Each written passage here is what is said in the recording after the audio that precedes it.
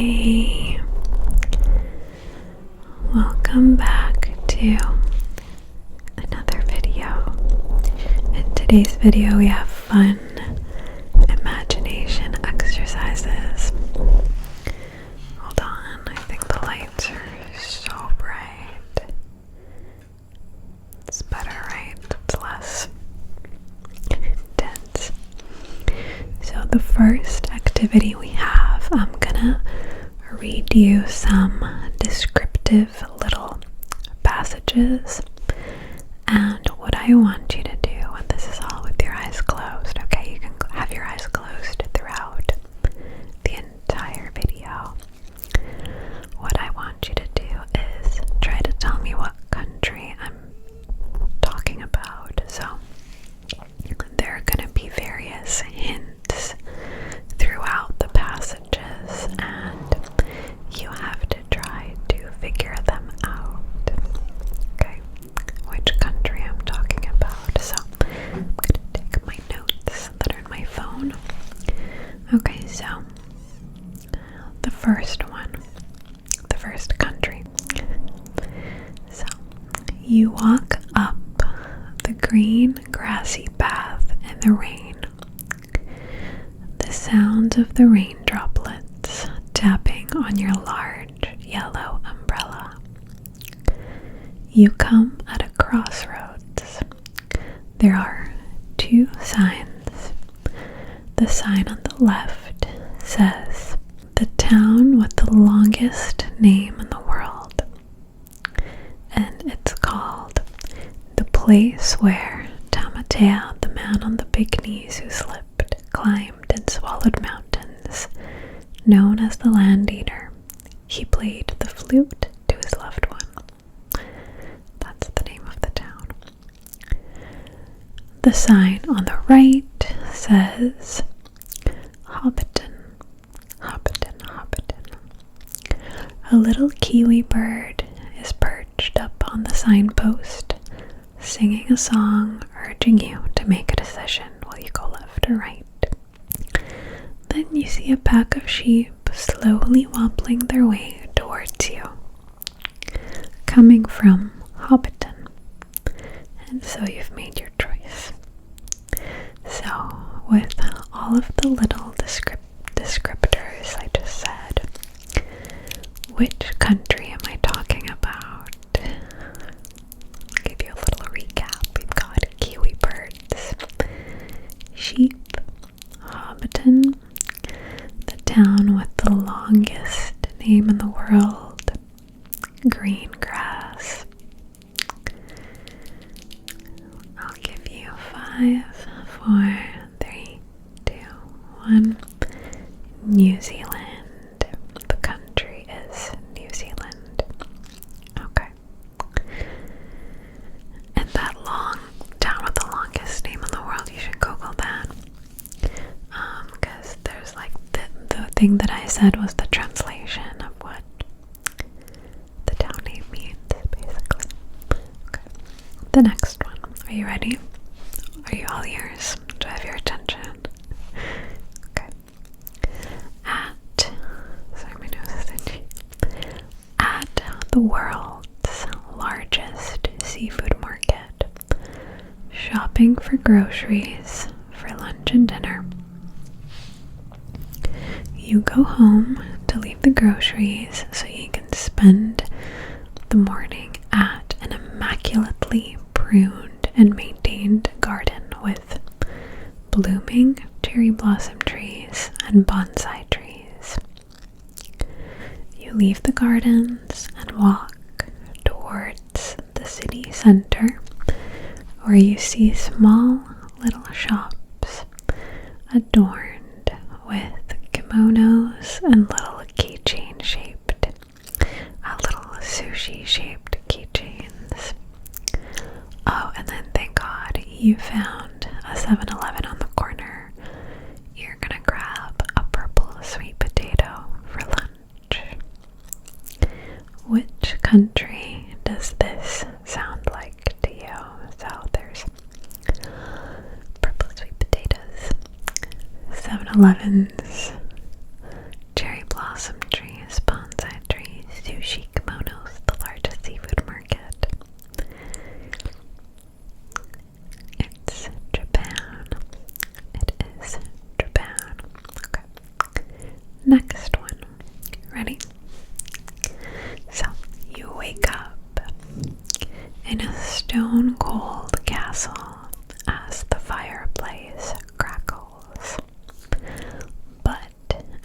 Unfortunately, it's not enough to heat up the bedroom as you are doing luften all night to ensure a constant passage of fresh air in the castle. You walk downstairs to have breakfast fit for a king or queen. Bread, obviously. Beer, obviously. And sausages, as you need to have your stomach full and ready to get through an entire day at Oktoberfest. Which country am I talking about? Which country am I talking about? In 3, 2, 1. Germany. I'm talking about Germany. Germany. I just don't want to blind you. Maybe that is better. I don't know. I don't want the light to be too bright. Okay. So it was Germany. Are you ready for the last one? So, walking out of a cottage, you see a policeman on the horse. On a horse, not the horse, on a horse. You cross the road to a small little restaurant across the street in the center of your town to grab poutine for lunch. You ask for extra gravy and extra cheese curds, of course. For dessert, you walk further down the main street to grab some maple taffy, made with maple syrup rolled onto a wooden stick, poured in the snow. It tastes good, eh? Which country am I talking about? Which country am I talking about? I'm talking about the motherland. One of my motherlands. 3, 2, 1. Canada. Canada. Oh, Canada. Our home and native land. True page of love, and all the sun's coming. With glowing hearts we see, they rise our true, not strong and free. We with the, oh my god, we oh Canada, our true, not we stand on guard for thee. I know the anthem by heart. Why did I forget some words? Oh my god. I'm gonna start my mornings from now on singing the anthem so I don't forget the words. Okay. This next imagination exercise is inspired by ASMR Eliza. I love her videos. I love them. They're so cozy. And she has such creative ideas for this like genre of ASMR. Such creative ideas. So this section is totally inspired by her. She did this in one video today that I was watching while I was having lunch because I love watching ASMR in non-ASMR moments, like not even when I'm ready to nap or sleep. I just listen to it to calm me down. And I thought this was such a good idea. So I'm gonna tell you to imagine some shapes. I'll describe them, how these shapes come together, and you have to tell me what I'm describing. It'll make sense. You're probably like, make it make sense. It'll make sense. So imagine this. Imagine a circle, right? A circle with swirl inside. And then there's kind of like a cylinder shape, sort of softly bent underneath the circle. And then from one side of the circle, the cylinder, from one end of the cylinder, you can pick which one. There are 2 sticks poking out of it with 2 round dots, like 1 dot per stick. The dots are perched on top of the little short sticks. What am I imagining? The entire thing is sort of like a brown beige color, and the cylinder shape is shiny and wet looking, while the circle with the swirl is totally matte. It's like an eggshell finish, actually. What am I describing? I'll give you 5, 4, 3, 2, 1. A snail. I was describing a snail. Okay. Next one. Imagine this. A square with a triangle sitting on top of the square. And on one of the flat top sides of the triangle, the left or the right, whatever one, there is a small rectangle poking out of it with squiggly wavy lines coming out of the rectangle. What am I describing? This one's simple, so I'll give you 5, 4, 3, 2, 1. It's a house. It's a house. Okay.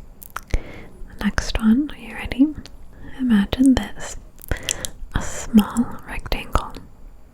A small rectangle slash cylindrical shape. Cylindrical shape if you're imagining this in 3D. And on top of that, there is a big triangle. And then on top of that triangle, there is a slightly smaller triangle. And on top of that one, there is a third smallest triangle. Okay. And on top of that third smallest triangle, there is a star. And throughout all 3 triangles, randomly kind of put on our little circles. What am I describing? The scene in the background can be described as white and blue. I'll tell you, it is a Christmas tree. But maybe I confused you because white and blue, that's like, is it a decorated Christmas tree in the wild, maybe? Okay. The last one of this category. Okay, so you've got an oval shape, like that. On top of that oval, there's a little square on top of the oval. And then from the circle, sorry, not square, there's a little circle. So there's an oval and a little circle on top of it. And protruding out of the little circle, there are 2 lines. And on each line, there is a little tiny circle slash dot. Now, from the oval, there are 2 heart shapes, like reflected, so it's almost like opening the page of a book. So there's heart shape on the left and heart shape on the right. There are various patterns on the heart. They could be little circles, they could be little swirls, little tiny hearts, or abstract shapes in general. The hearts are very colorful, and the oval and circle are like dark brown, black color. What did I describe? 5, 4, 3, 2. Described butterfly. A butterfly. Okay. Now, I'm going to trace some words, and from the sound of the tracing, I want you to try to guess how many letters are in each word, okay? Okay, are you ready?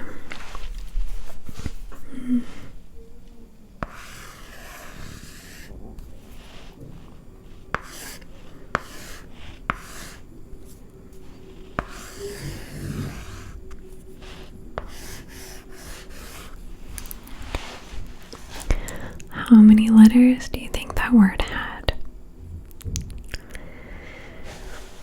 Okay, it had 4, and the word was snow.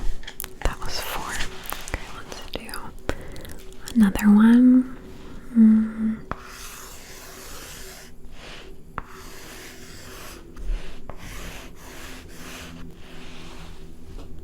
I hope it's audible enough that you can guess. How many letters do you think that word had? It had 3 letters, and the word was sun. Okay. How about this one?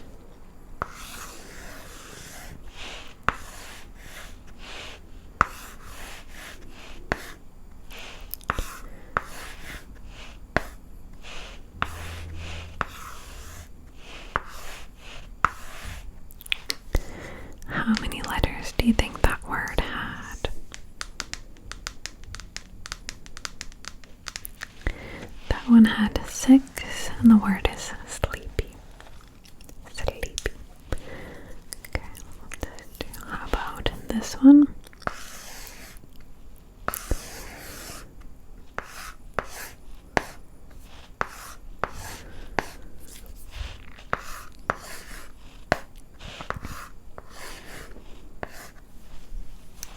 How many letters did this word have? This one also had 6, and the word was coffee. Okay, let's do one last one. Okay.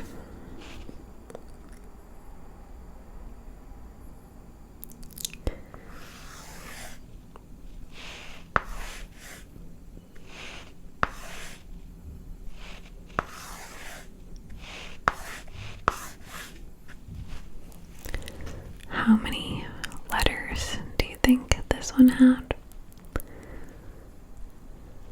This one had 5, and the word was click. The word was click. Okay, wait, I'll do one more. Okay, how about this?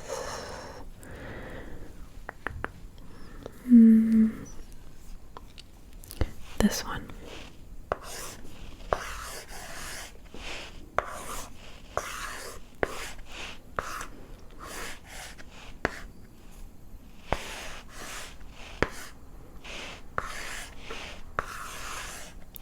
How about this word? How many letters do you think? This one had 5, and the word was bread. Okay, the word was bread. Let's do the last word. Ready?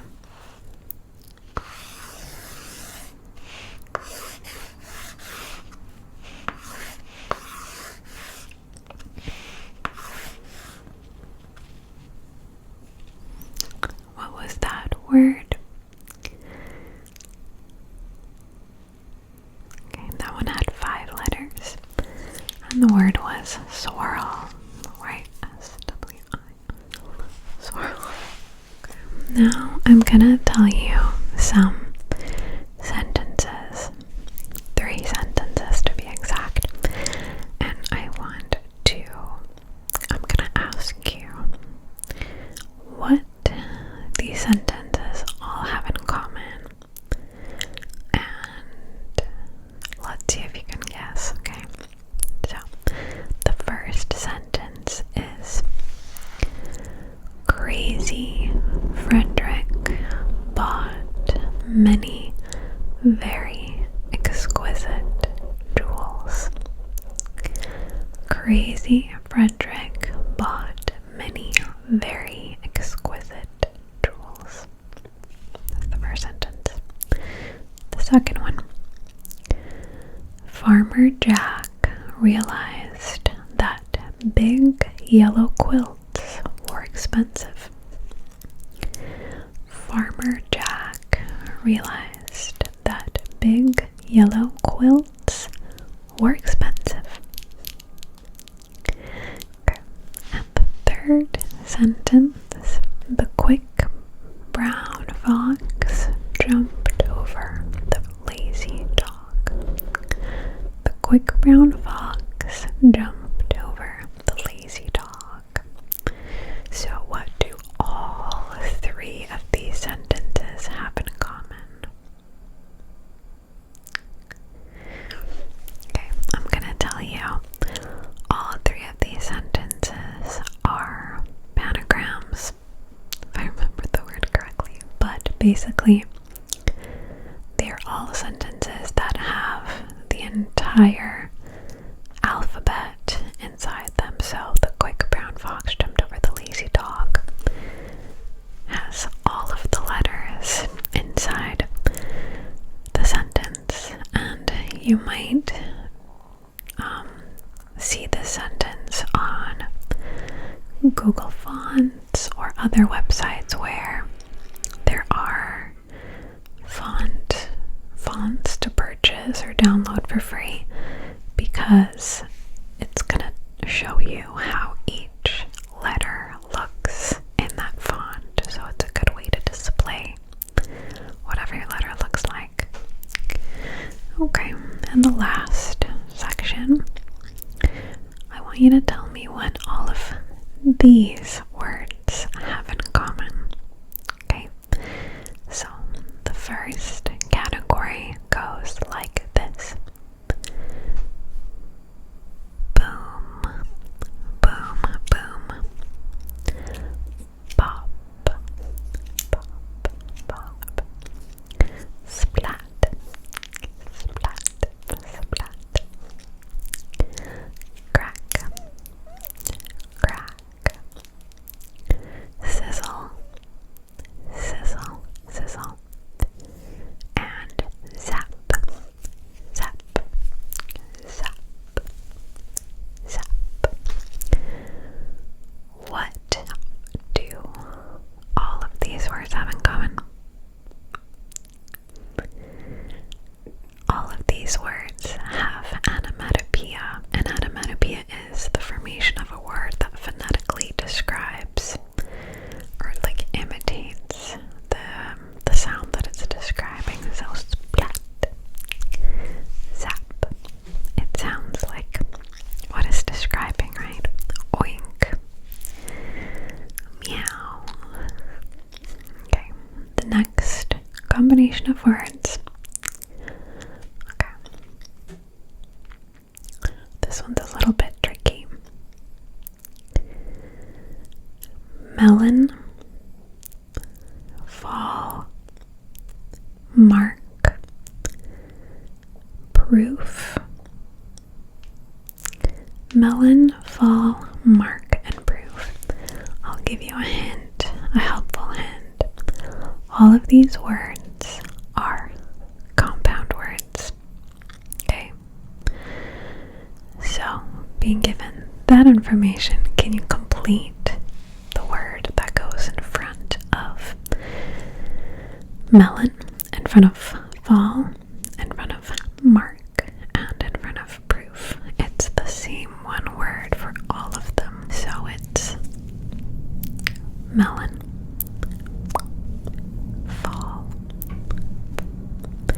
mark, proof. I'll give you like 20 seconds to think about it.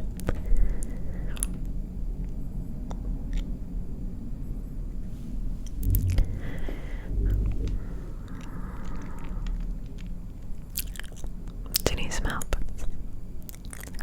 So the first one is watermelon, waterfall, watermark, and waterproof. And the last one should be pretty easy. Dopey, grumpy, bashful, sneezy, dark, sleepy, and happy. What are all